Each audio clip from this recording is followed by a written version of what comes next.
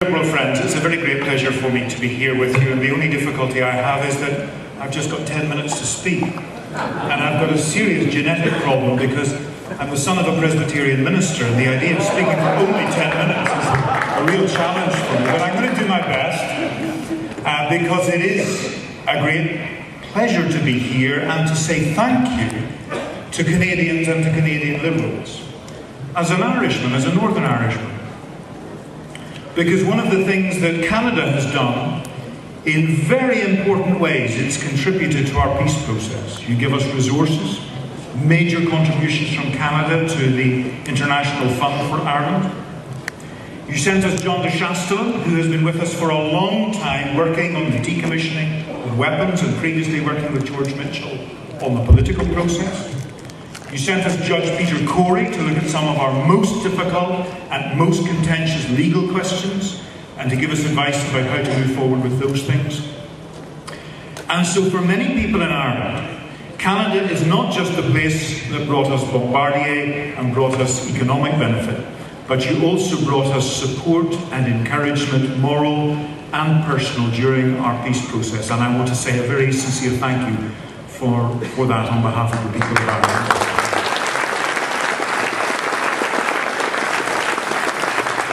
Also here, of course, as the President of Liberal International, and as the introduction said, that is a family of liberal political parties from all around the world, about 100 political parties, some of them large parties in government, some of them large parties who will soon be in government, some of them smaller parties, all of them enthusiastic, committed liberals working for the same principles, the same beliefs, in very different and in some cases extremely difficult circumstances. Just this morning when I arrived, I discovered overnight that the leader of our sister party, your sister party in Madagascar, has been arrested and put in prison by the military.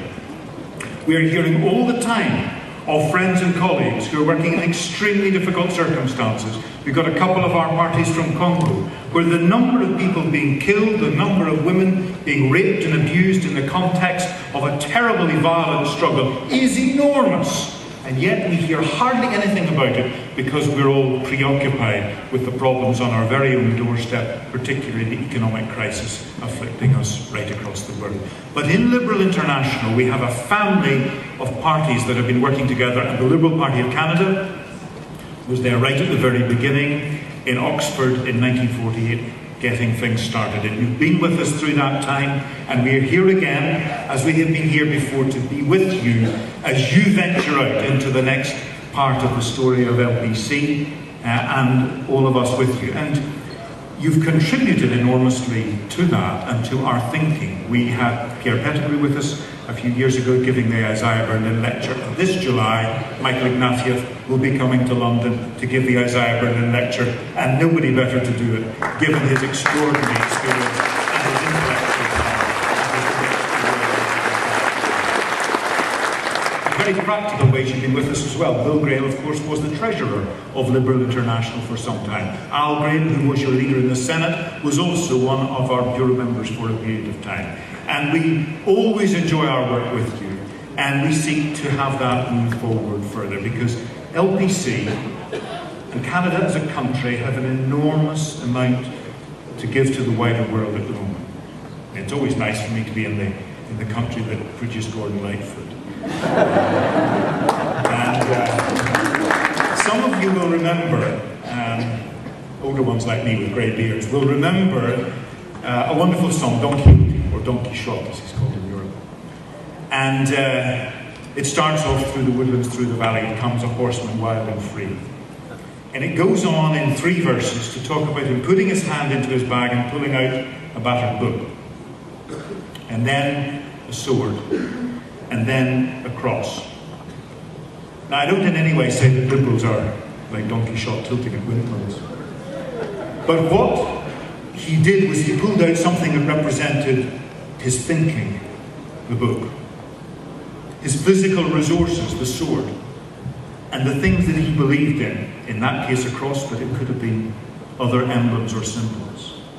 And those are 3 things that Canada and this party, but Canada as a country, gives to the wider world.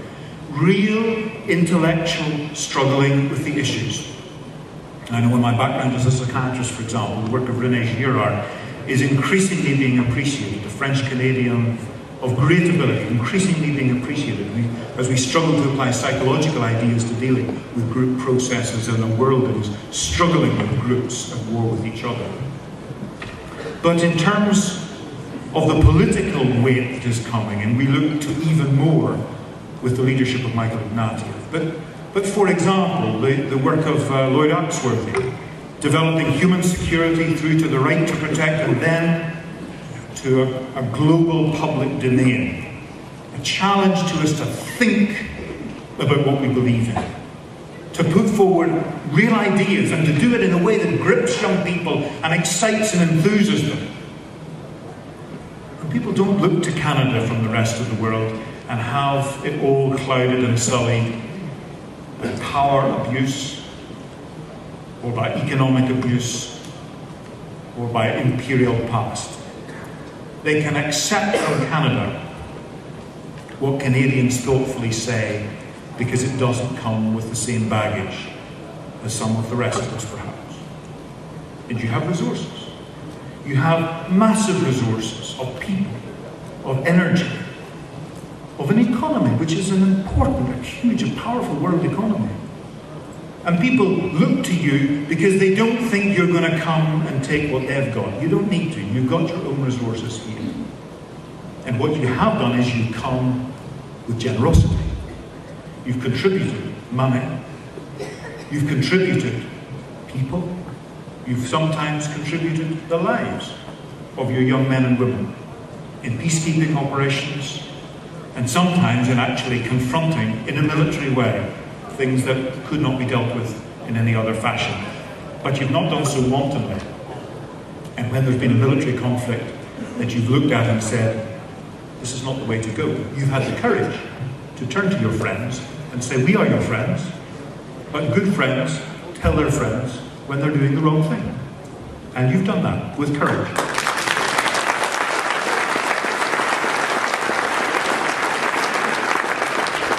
Has increased your standing in the wider world and given you an opportunity to say things and to do things. And you've got principles and values.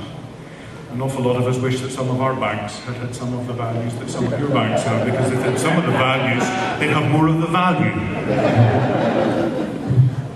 The wider world is really struggling with this question about what to do with a global economy that's just been like a bubble that's been pierced. And you've got a contribution to make there in the wider world. And you can make it in the G8, you can make it in the UN, you can make it in the Commonwealth. And I think the next British government is probably going to be one that's going to take that set of relationships more seriously. You can do it in the Francophonie. You've got an extraordinary set of experiences. Whenever I was working as Speaker of the Northern Ireland Assembly to try to bring Protestants and Catholics, Unionists and Nationalists together, when I wanted them to learn about how to run the Parliament, I brought them to Canada, and I took them to Ottawa, and then I took them to Quebec.